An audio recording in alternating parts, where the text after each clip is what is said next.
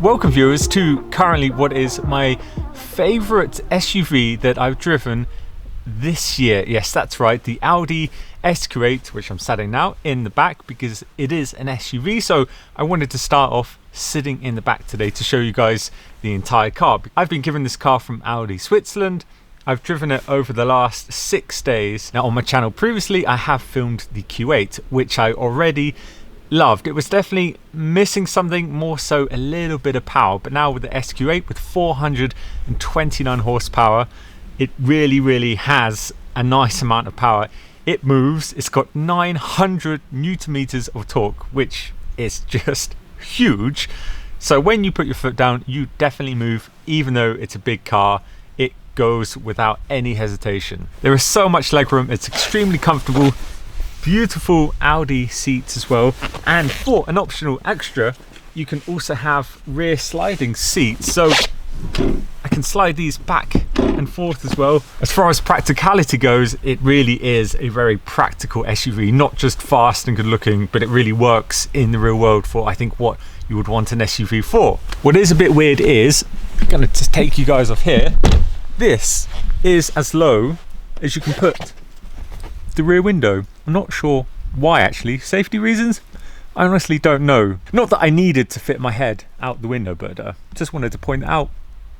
Very good looking car indeed, if I do say so myself. And we've also got a slight Lamborghini Urus vibe going on here as well. Now the two cars do share some similar parts of course, and especially now with the SQ8 you've got the quad exhaust tips, and that even now more resembles the Lamborghini Urus, whereas on the previous Q8 we had these horrible fake exhausts at the bottom. So this time actually at least we have real working exhausts on the back, which suits the car very nicely. There is no denying that the size of it is huge. However, with the Audi driving magic, it is very easy to drive.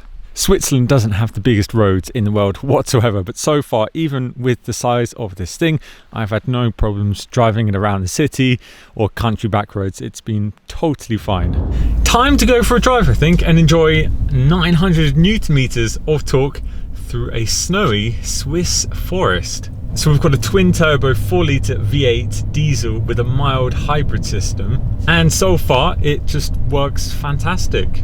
All-wheel drive quattro system of course, and the car can also push most of the power to the back wheels, definitely giving you a really sporty feeling. The car also has all steering, it's got adjustable air suspension and an optional sports differential. It's just packing a lot, this car. There is of course a lot of optional extras. This one's pretty kitted out to be honest. Beautiful interior of these seats. Wow, I'm in love with these seats. Nice bits of carbon fibre around the center console.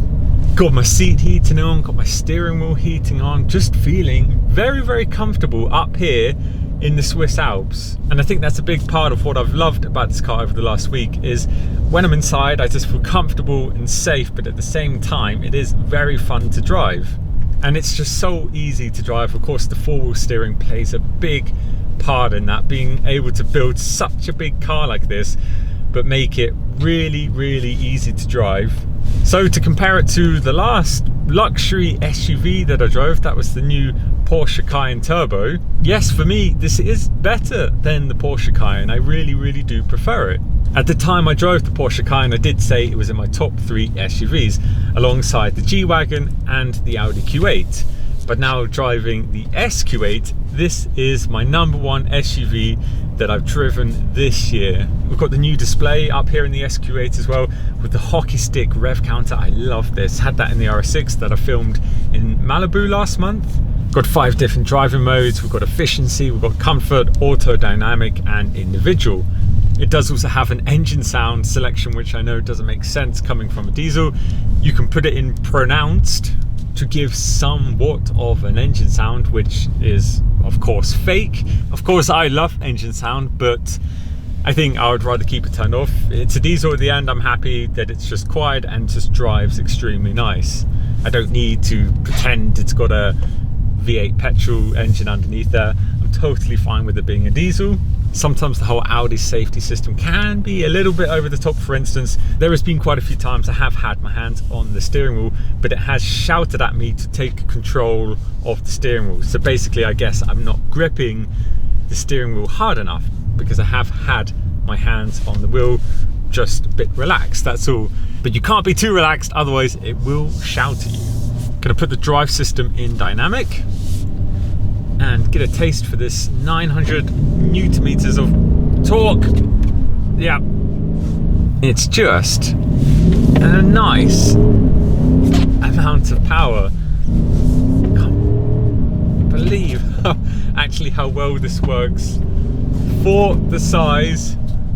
This is the first time I've actually put it in dynamic, to be honest with you. I've just been loving cruising along in such comfort the last week.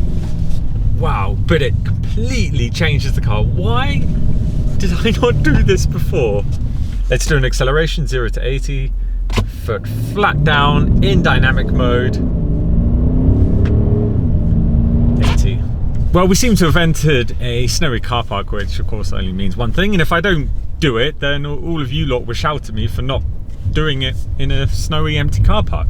So let's see if the car does put most of the power to the rear wheels. Yes. Whoa, look at that. Bit of power. Oh, bit of snow coming in the window. I think that is what you call having fun in the Alps. Actual proof there about how much fun and how much I'm smiling in this car. If you have any more questions about the car, of course, please ask below. And yeah, as I said, looking forward to see what you guys think of the car. But for me, as always, it is ciao for now.